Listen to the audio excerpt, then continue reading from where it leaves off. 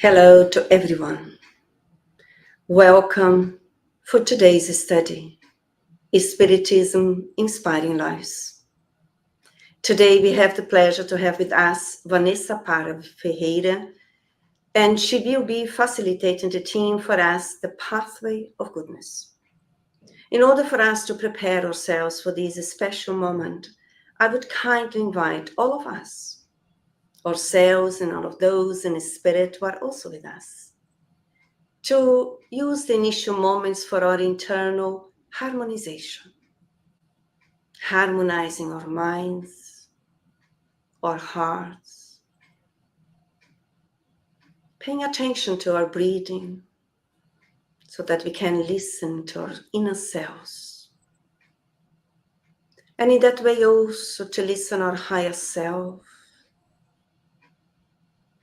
understanding or be open to understand that we are all immortal beings, spirits,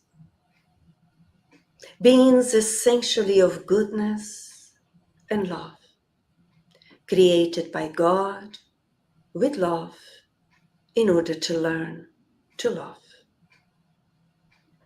And in this moment of universal fraternity which we are connected, we start this meeting expressing our gratitude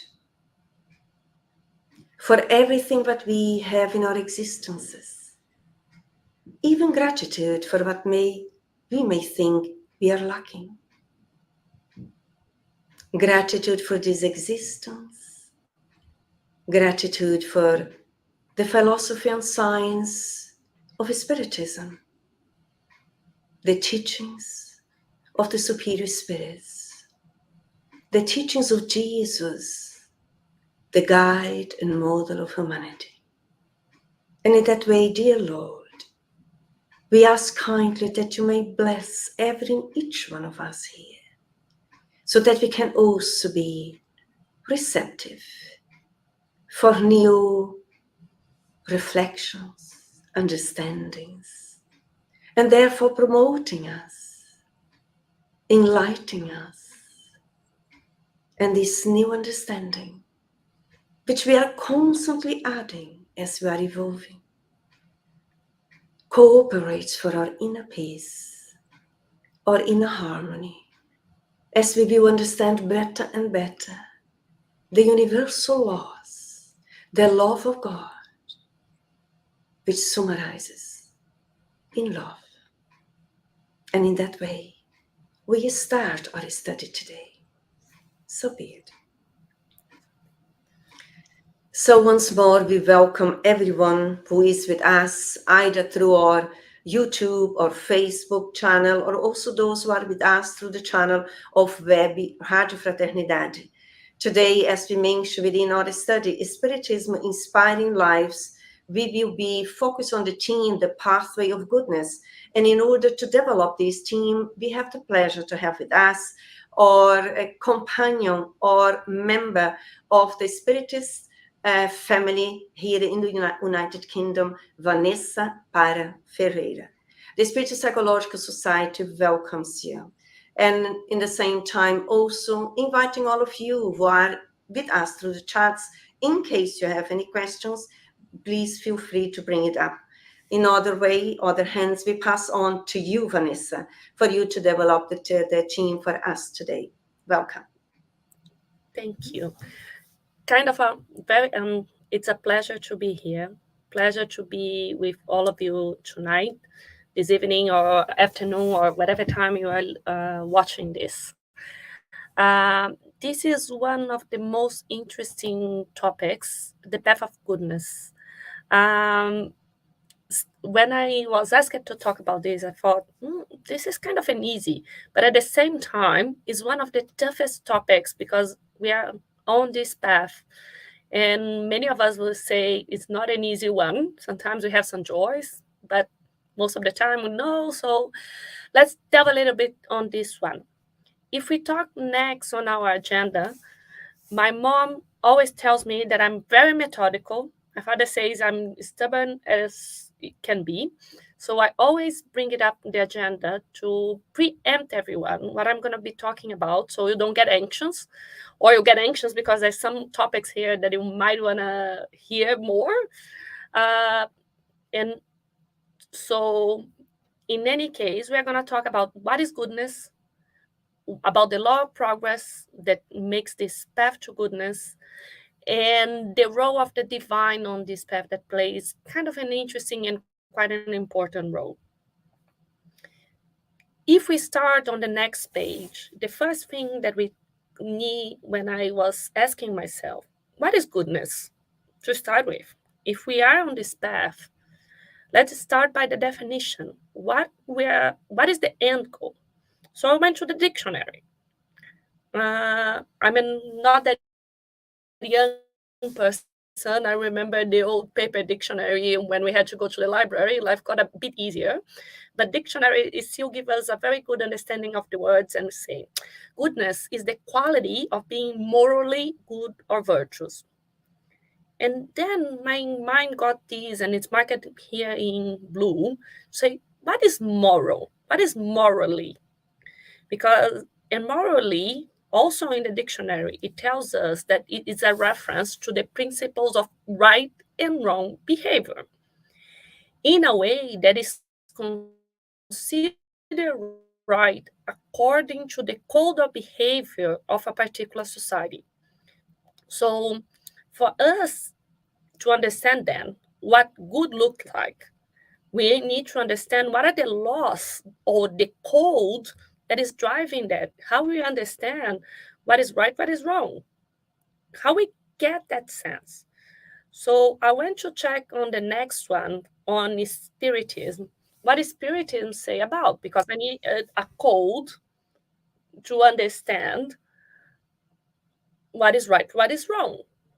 And when I got a quote here from Paul the Apostle that many people would recognize as St. Paul or Saul before the conversion. He gave a message to us on the Spirit's book that make this definition. What is the code? What is right? What is goodness? What is this end state? And according to the Spirit of Paul, he says, gravitating towards divine union is the goal of humanity. Three things are necessary to reach this goal: knowledge, love, and justice. And three things conflict with this goal: ignorance, hatred, and justice. You are going to see throughout the presentation that I marked in different colors things for you to take note. What is the key messages as we go through these topics and these codes? I actually brought all the codes and the notes here. So if you want to hear more or learn more, you can go to the source, to the Spirit's book. And if you don't have the Spirit's book, just Google online. You are going to get there are several versions to download or check online the Spirit's book, and you can go and see for yourself. But on this one, when we're talking about what good looks like, there are three main concepts for us to take with us. First, the goal is to get towards the divine. Remember, I just said a couple of minutes ago that it's kind of important, the role of the divine, because it sets the end goal. We are going towards that direction. And remember, morally setting what goodness depending on what right or wrong. And what Spiritism and through the Spirit of Paul is telling us: good, green, positive in many references, knowledge, wisdom, rational learning, love, the emotions, the feeling, and justice. What we need to avoid: ignorance. We need to study, to learn, to develop our intelligence, the intelligence that we were created with, hatred and injustice. So it gives us this moral code for us to judge what is right, what is wrong. Keep the word right or wrong, just for a bit, but give us a compass towards what we're going to. throughout the next couple of pages and the next minutes that we're going to spend together, I'm going to go a little bit deeper in some of these concepts. Starting with, on the next one, for one of my favorite ones, that is love. And you will allow me, I got a quote here, not from a Spiritist book, from a psychology book, because I absolutely love this quote, telling about what love is. It's really hard to define love. Many of us, and I hope all that are listening to us, have been fortunate enough to enjoy love of some sort. I have to say, I've been quite fortunate. I have an incredibly loving family. So I've been quite fortunate to have experienced that in that way. And so many others that I love and share this great feeling. It's a feeling, it's an emotion, it's a state. So it's really hard to define. But if someone tried and defined this as a connectedness to another mortal or immortal, to another spirit, that identifies as something that flows within me and through me. And it doesn't depend on my intentions or my efforts. It's because sometimes, and I'll make reference to my therapist a couple of times because she makes very interesting quotes. She was telling me, Vanessa, if you're making an effort to love someone, this is not love. It took me a lot of reflection, and she would say, if you don't reflect because it's an emotion, it flows.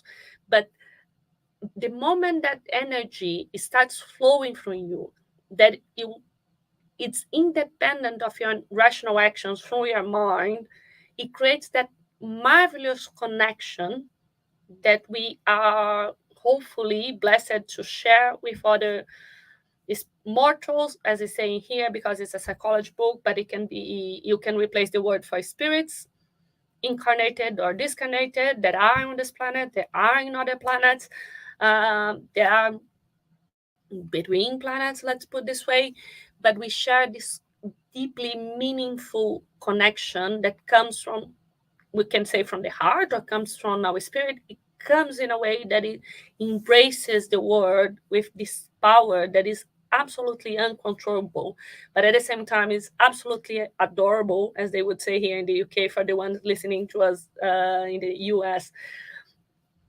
Lovely, adorable, as they say here, and embraces us in this energy that is absolutely marvelous. So this is what we are striving for. Remember, love, wisdom, rational wisdom, it's really important to development, intelligence, and justice. And in the next one, remember, I asked a couple of minutes, some seconds ago, for you to hold something.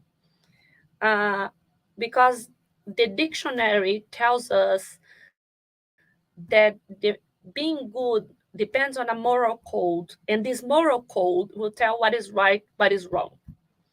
And I also got a quote from, again, Paul, and maybe I'm biased because I'm kind of a fan of Paul, but there are several quotes throughout the Spirits book, or the books of the codification, that would say, stop trying to make this parallel, this between what is good, what is bad, the good, the sense of the creation, the malevolence, or what the sense of the creature. This established a groundless standard, and I adore this part.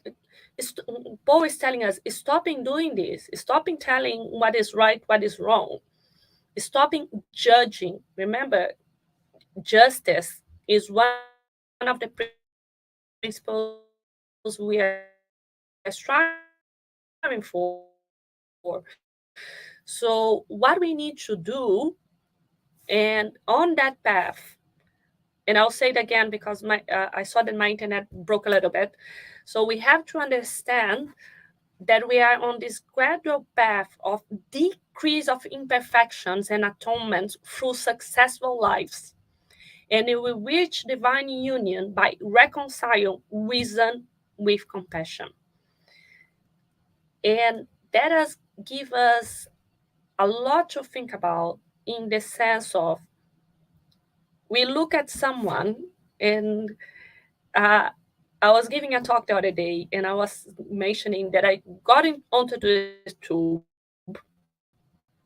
the metro, the subway here in London, to go to the place that I was to do a talk, and I got into the tube, and I started judging people immediately. And I was like, aren't you going to go to a spiritist center to give a talk, and you are judging yourself?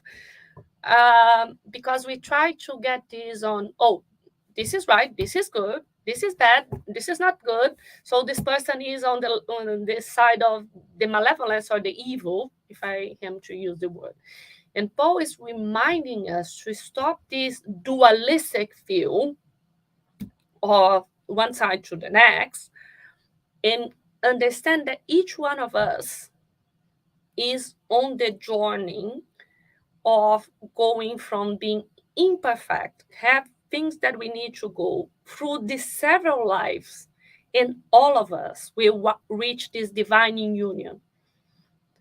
Surely there are things that, and some people might be thinking on their heads, oh, Vanessa, nobody has asked anything, but Vanessa, would you say, but this is surely wrong, right? I should not be doing this. There are things that you need to consider. What are the consequences? God gave us the free will. We're going to see a couple of pages to think through what are the consequences, and for us to embrace ourselves that we are on this journey, on this path. And yes, we're getting better step by step, but all of us will reach there. And the other thing I love about this quote is how we are going to get there. Again, reason and compassion, intelligence and love. If you are keeping anything out of this talk, keep this: intelligence, wisdom, reason, compassion, love on the other side. When the two of them match, this is what we're striving for. On that note, I'll give you a side trip on the next page. And sometimes people tell me that I'm a completely nutcase because I'm giving a talk on spiritism. I already gave you a quote from a psychology book, and now I'm taking you to Everest, and I say, Vanessa, this is not making any sense. Why are you doing this? I'm not giving you my personal experience. I can only give you my personal experience. I cannot give you any other experience, and I'm not saying that I do things right or wrong. Again, I'm an immortal spirit that is on this journey with all of you. But in some years ago, and the pictures on the next page will show you, I made this hike to Everest base camp. And in the next one, if I see this is me, you might not recognize with all this clothes because this was at minus 20 Celsius. With one of my Tel, that is my very good friend for many, many years since we had children. We made a hike up to Everest Base Camp, 5 years ago, 6 years ago. And even though getting there was incredibly nice, and the views are spectacular, and the sense of accomplishment is amazing that you got there.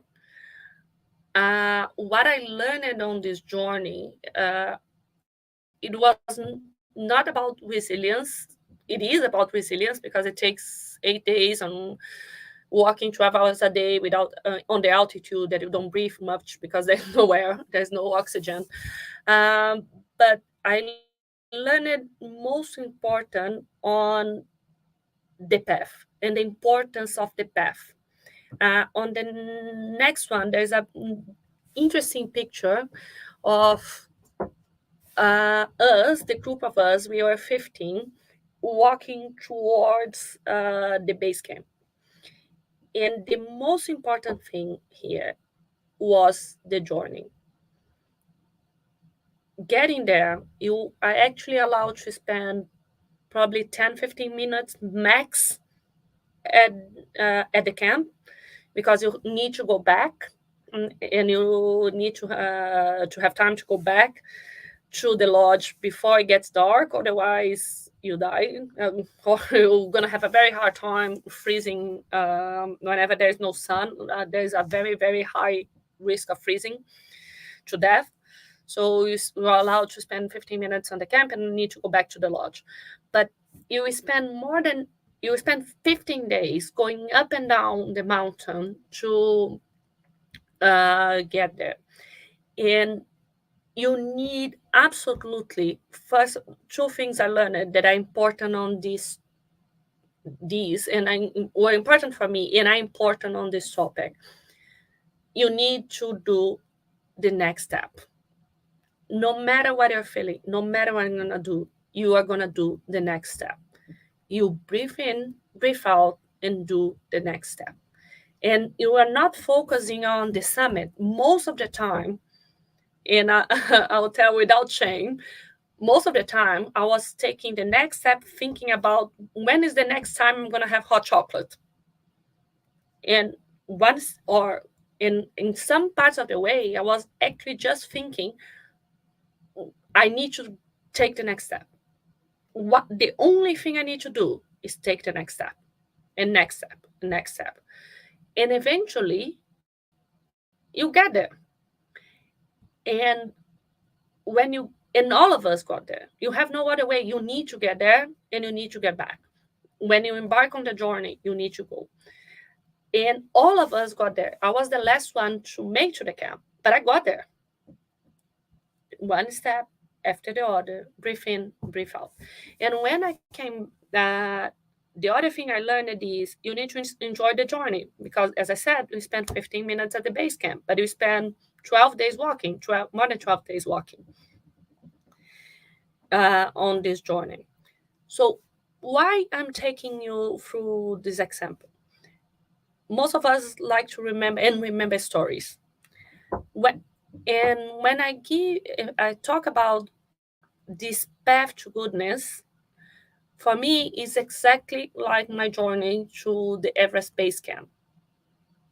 We need to take the next step. When I was telling you that we are going through this journey towards the divine, that we are going to be absolutely reason and compassion, we are going to get there, eliminate all the hate, injustice, ignorance. We are not, it might sound to many, and it sounds to me, as an unachievable goal. But when I think that I have this goal, but the only thing I need to do is take the next step. And the next step is that I'm better today than I was yesterday.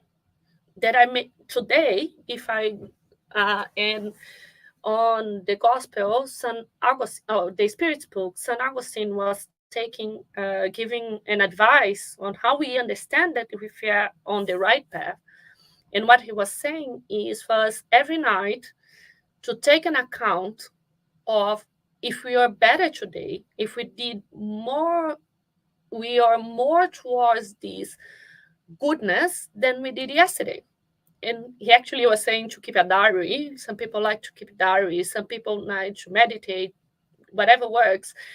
But how we are going to get these small steps that at the end will guarantee that we get to the end goal. And as on my journey to the base camp, we need to enjoy the journey, because each step that whenever we get to pure spirits, we are going to be there for eternity. It's not the 15 minutes I was in the base camp. We are going to be there for eternity. But in any case, we have a very long journey to get there. That if we go on the next page, I try to put that in a more simplistic way. On this journey that we started as imperfect spirit, were created by God, simple and ignorant, till the journey towards pure spirits, that we are all going to get there. there are many steps. Probably we have 6, 7 written here, but probably this journey has many steps, count many lives, and we need to enjoy the journey and take the next step. So if we do that, taking into account how I'm better today than I was yesterday, the day before, I will eventually get there incarnation after incarnation, and as we evolve in the spiritual world. If we go into take a little bit look on what the Spirits books say about this law of progress, we need, as I just mentioned, and probably I'm skipping, some topic. God created all spirits simple and unaware, and it's our end goal to enlighten and help us to gradually reach perfection through the knowledge of the truth and rise closer to Him, towards God. Whenever we get there, we will find eternal bliss without any troubles. One of the things here that I want to mention on this sentence is some of us, I did not, but I did study on in Catholic school, and the nuns would tell us about heaven and hell. And we think, some of us have this image that whenever we reach heaven, we are going to be there sitting blissfully and meditating and enjoying without doing anything. That's not reality. First of all, there's not such thing as heaven and hell. Sorry to tell you that. If you did not get here, I would strongly invite you to read the book Heaven and Hell by Kardec on this part of the codification. But this is a state of mind that it stays with us. So, and whenever we get to the state of pure spirit, we also not going to be there doing nothing. So what we do with all this perfection, all this knowledge, all this love, we will continue our journey of sharing this love and sharing this knowledge and helping the Creator God lead the ones like us that are a little more imperfect, I would say. So this is the path that we are going towards, and there's no way out. The Spirits book also say in the next one that we all eventually become perfect. If you recall, I was telling on my base camp experience, all of us needed to get there. All of us got there. Some of us, I was already on my late 30s, 40s when I did the path. But there was a boy on my group that was 15. And with all his energy, he made to the base camp probably 1 hour before me and made it back like 2 hours before I got to the lodge. But all of us got there. I got there the same way, enjoying the same path. I enjoyed the same views. And I took my time and I got there. Same will happen with us, spirits. All of us that are on this path to goodness, we all are going to get to the end of it. It might take us time, might not take a little bit longer, but we all eventually will get there. And how we are going to get there. Kardec also said in the next one, important for the ones that are not really, when I say Kardec, and important for the ones that are just joining and starting to learn about Spiritism, Kardec did the work of getting answers from spirits throughout the world that were sharing this through mediumship, and he did compile these answers in the Spirits book and other books. It was not only less of his knowledge and more of the knowledge of the spirits that gave us this beautiful doctrine and philosophy. So when Kardec, the spirits, told us that all of us that are going to get there, we need to go through the trials. And some of you might be asking yourselves, but why God make us do it? If God couldn't create all of us in a way that we all created perfect, why why God make us go through this? Why I have to experience sorrow and I have to experience pain and suffering? Why? Reality is God is all justice and He created us, and it's not inflicted on us to go through the trials. It's in going through this pain and sorrow, but also joys, because if we had been created perfect, there would be no merit of such perfection. Uh, Many of us, when we do there's a sense of joy again. And sorry if I'm going back to my base camp experience, just to make the point, there was a sense of accomplishment I got there. There is a really sense of joy of getting there. And as you are probably telling by now, after 5 years after the fact, I'm still quite proud of my achievement. And I can talk about it in a way that all of us, yeah, it took me time and it was not easy. Had some sufferings here and there, a lot, because I also have some difficulties breathing, even when there is oxygen. When there's not, it was not that easy. But there's a sense of merit and joy, and it's the same as God was trying to tell us. If we go through the path, get through these trials, we'll get the sense of accomplishment. So this is the way we are going to get into this path. Again, I'll remind everyone, enjoying the path as much as we can. Not saying for someone to put out that brave face, as they say here in the UK, stiff your upper lip. As much as we can appreciate the journey. And I'm truly appreciating that the journey sometimes is not easy. And there's some pain and suffering, and we need to be true to our feelings. And some days we're going to feel sad, and some days we're going to feel more disappointed. Some days we're going to be in a state of, we are going to have anger because this is not, but all these feelings are arising, and we watch them and see, okay, let's see what we can do with that on this journey to get to perfection, because eventually, as we said, we are all gonna get there. And one of the things is on the next one, we are gonna get there through incarnation. Some of I myself wonder a couple of times if we go through, why couldn't I have stayed in the spirit world in that appears to be more joyful? Why do we need to go through this material life and the suffering that it imposes? Because the way we go through the material, first of all, incarnation give us the ability to make amendments, and we experience the difficulties of the physical existence to reach perfection. And the physical and the materiality that we encounter as we get on this incarnation, we are incarnating in this planet or any other planet that we had incarnated in the past and will incarnate in the future.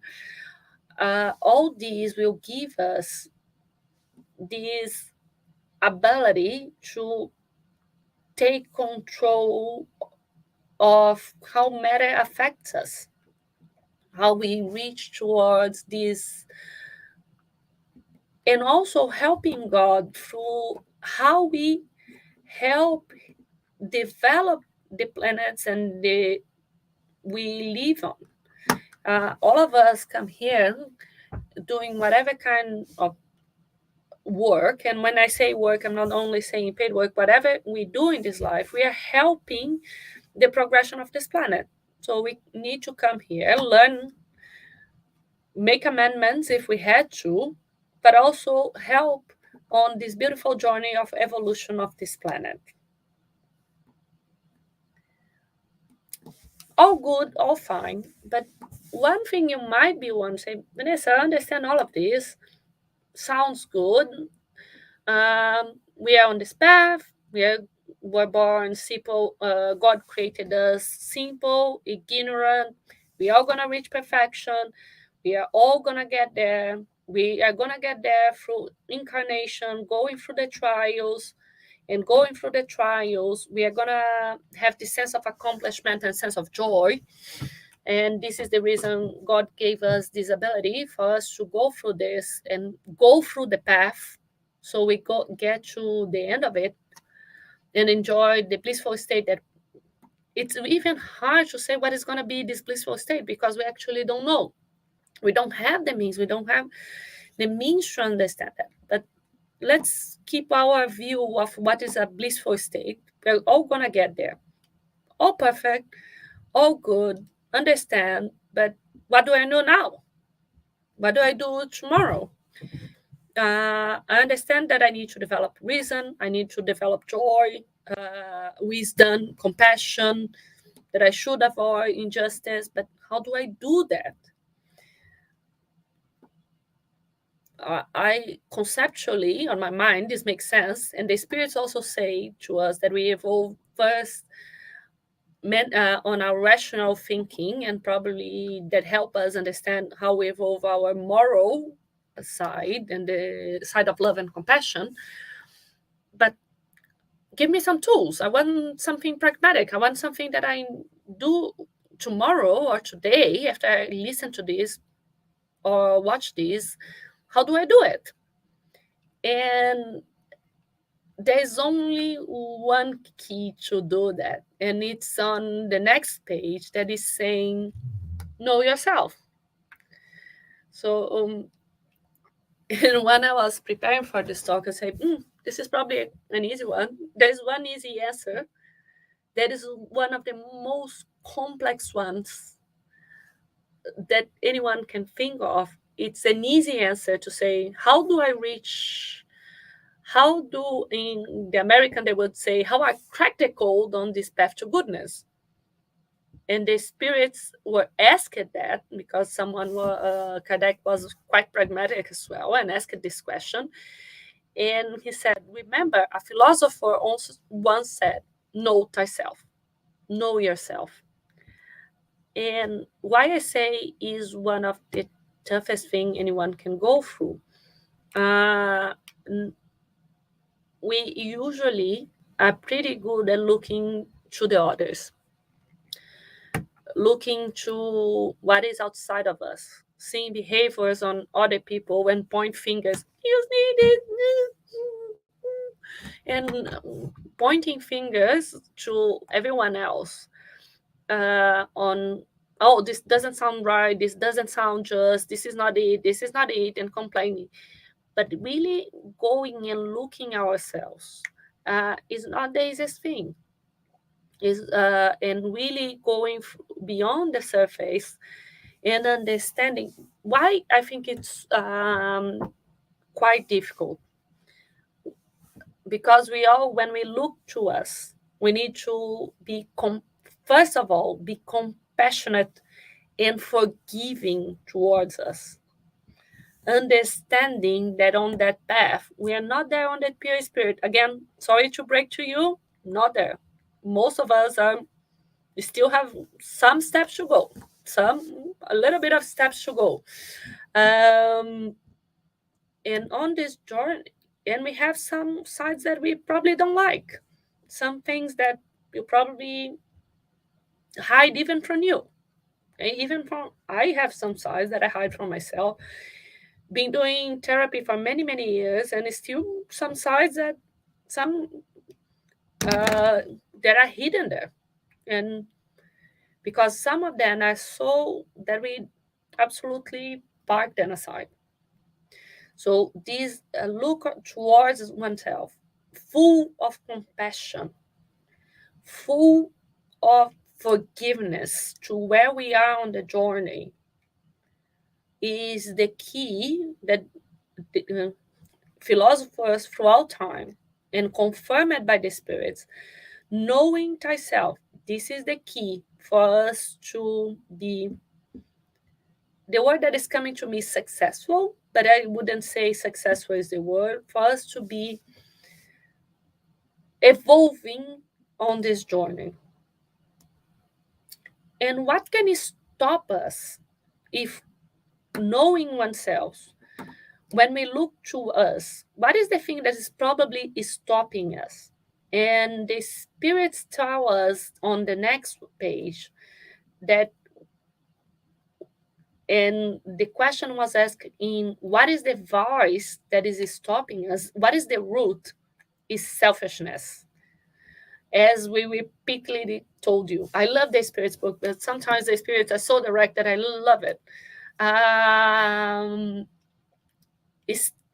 Spirits say if you need to remember something, is being selfish.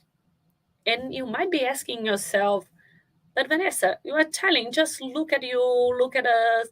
There's a big difference between looking to us, loving us, and forgiving us, and being selfish, not being considerate to others, not being considerate to not at the end of it, not sharing this love that, as we said, flows, comes from every part of our being and shared throughout. If we say that, and I'll go into another image on the next page that might make these two concepts more easily to understand. A good friend of mine, when was describing this phenomena on the books of Joana de Angelis, he gave this, he was telling about this image. Joana de Angelis is a spirit that has, we have very insightful books on the psychological series.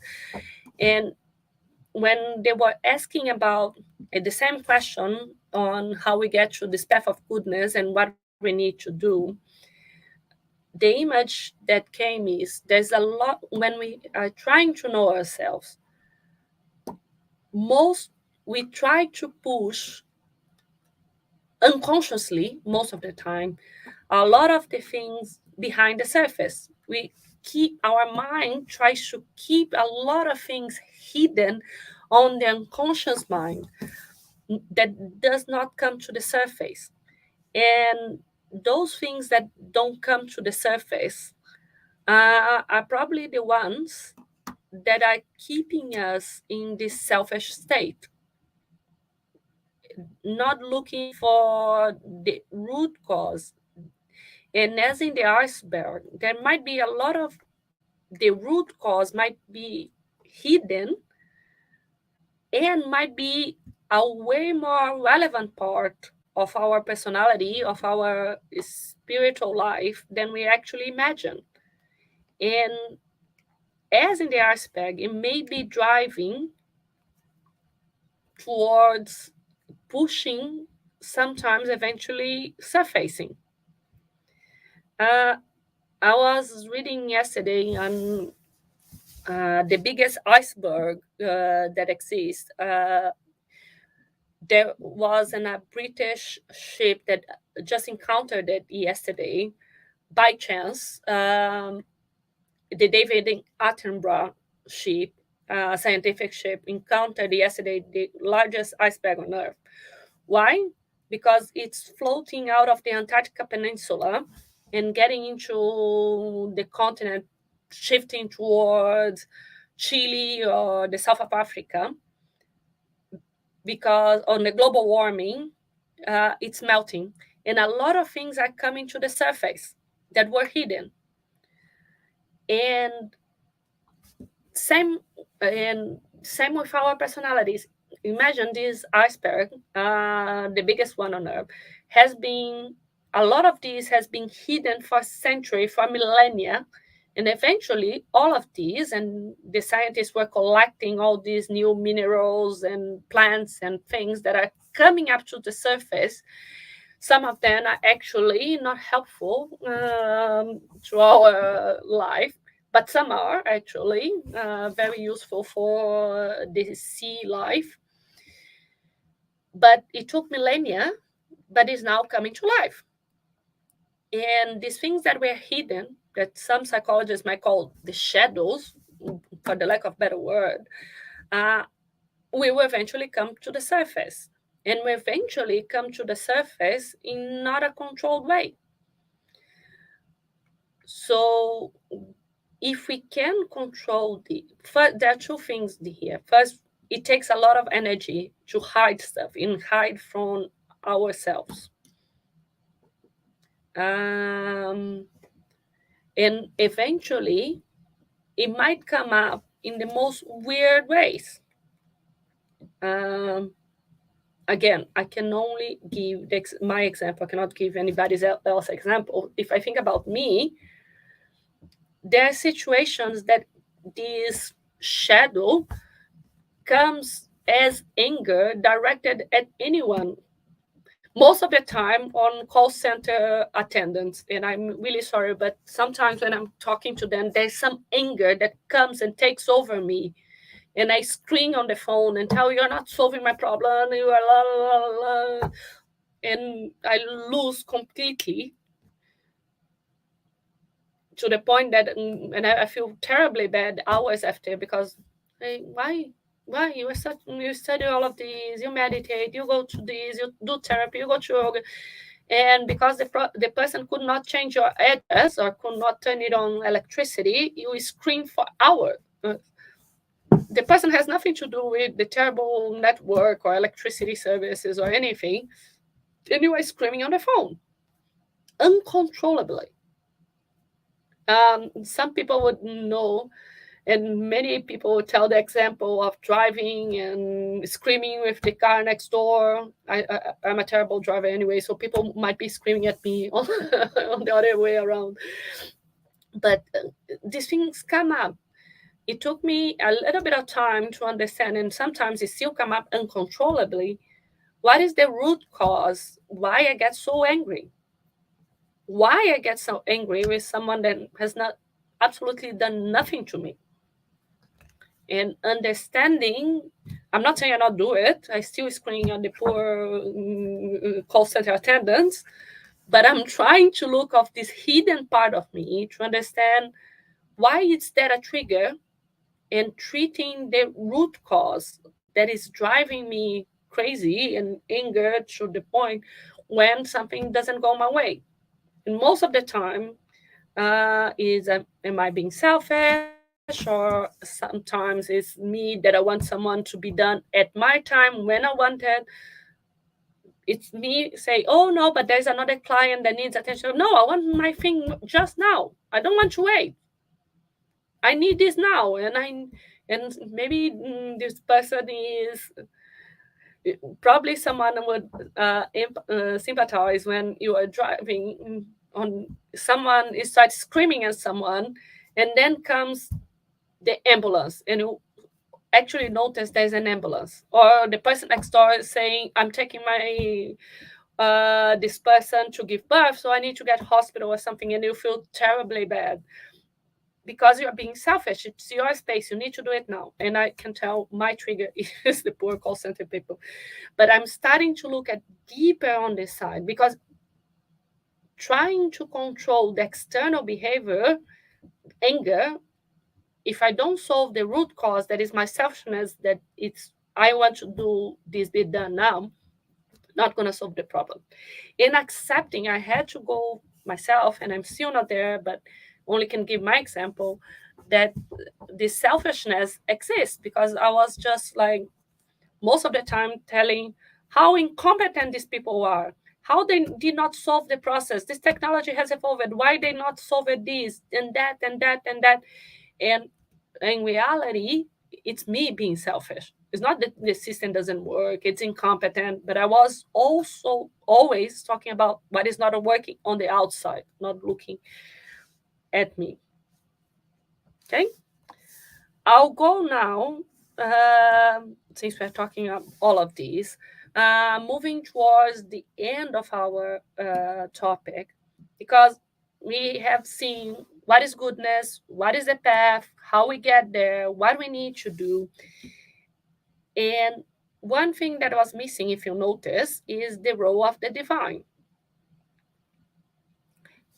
So if I go into that, as anyone would do, when I started preparing this talk, I Googled. And what Google showed, if I Google path to goodness, Google showed me the Psalm 25 of David. It's a part of the Old Testament in the Bible. And it gives us this beautiful psalm that tells, show me your ways, Lord. Teach me your paths. Guide me in your truth and teaches me. For you are God, my Savior. My hope is in you all day long. So the importance of us trusting God in this beautiful quote from the Psalm, or trusting God on this path. But one thing that I want to emphasize is how Spiritism understands God and how Spiritism understands the philosophy, because some people might be thinking, okay, at the time of the Old Testament, they would think God would be this old gentleman with a long beard, white hair, sitting on a throne, and he would kind of a king-ish version or a king-type person with this hair and wise and calm and peaceful.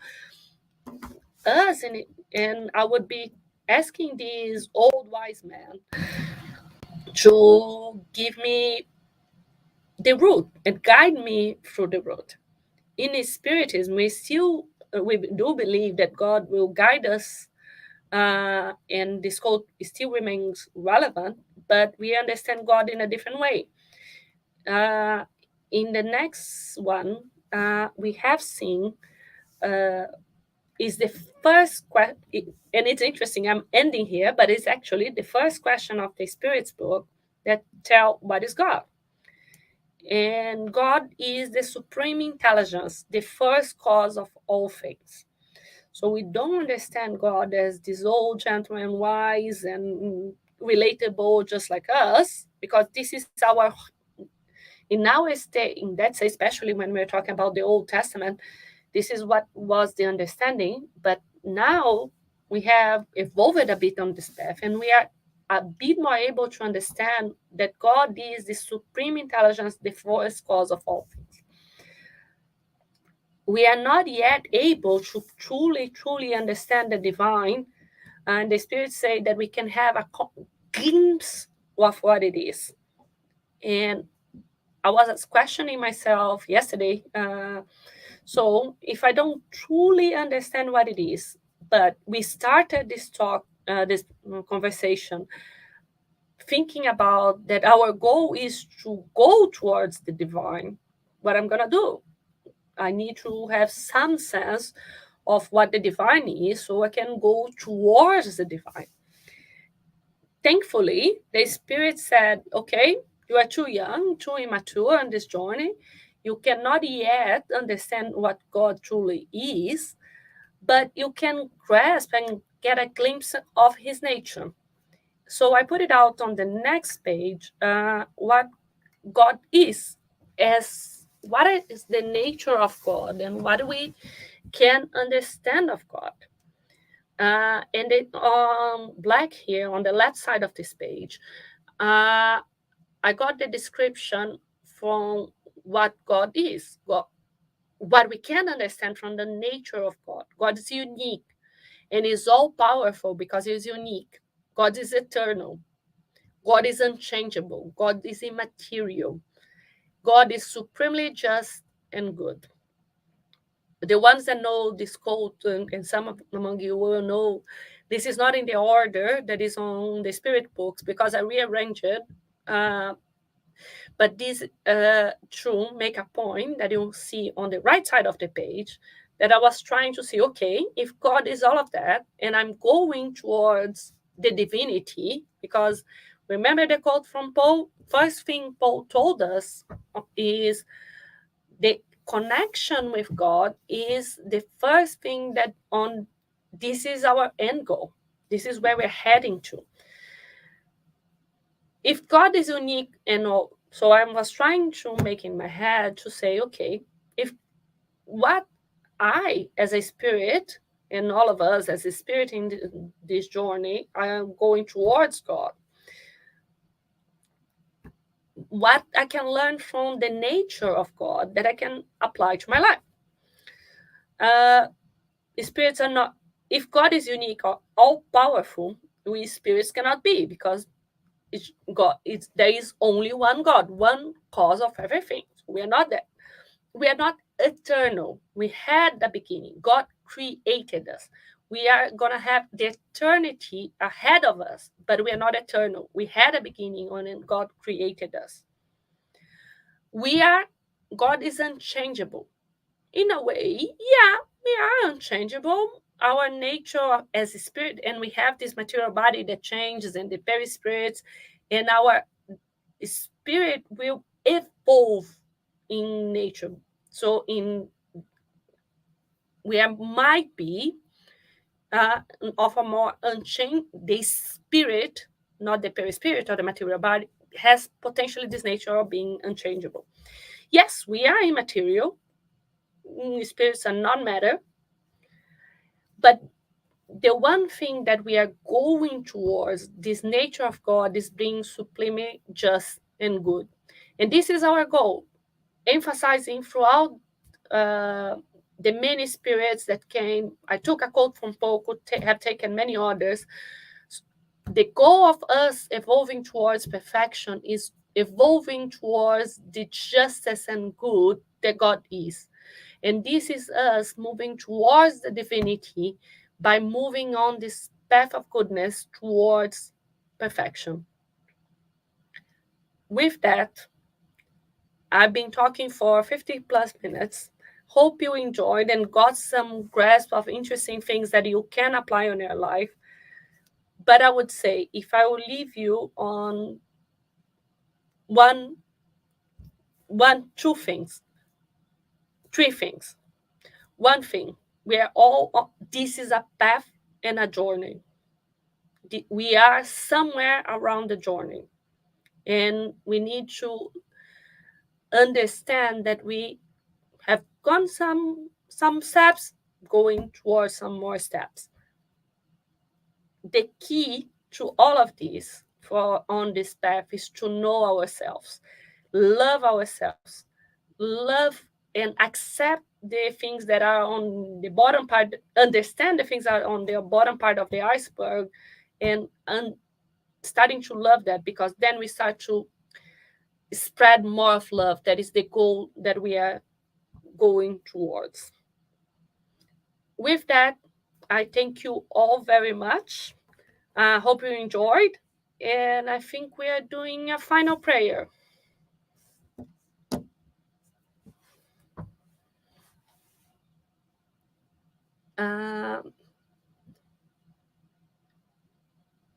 So I invite all of us, with these blessings that God and the good spirits have given us, the blessing of knowledge, the blessings of these glimpses of love that we get. We are very grateful for the opportunities that were given to us. We feel blessed to be sharing these moments. We feel blessed that we have the opportunity to be incarnated. We feel grateful to be part of this world of spirits that we all be connected in joy and love and compassion. We feel and vibrate what we can of love towards the ones that need that we may receive the blessings, and giving the blessings, may we strive for peace, may we strive for joy, may we strive for love. May our rational minds learn, may our hearts and our feelings be touched, so we can, in our imperfections, but with the certainty that God will be with us, we can move on this path of perfection.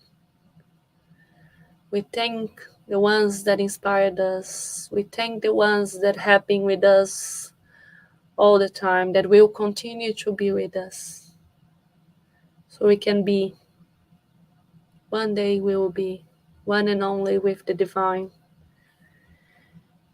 and we'll be on this path. So thank you all. Thank you, God. Thank the good spirits. And we ask their permission to close this session and close this study. So be it. Thank you very much indeed, Vanessa, for your presence, your reflections, helping to facilitate our own reasoning or our understanding. It has been a great pleasure, and we really appreciate your time and your presence today. Hopefully we will have other opportunities in the future. We also are very grateful for all of those who have been with us, all of those who later on may join this talk. May all the blessings of our good wishes reach you all. And in that way, we are coming to the end of our meeting today. And once more, thank you, Vanessa. And I hope to Thank see you you. all. My pleasure. Take care. Bye-bye. Bye-bye.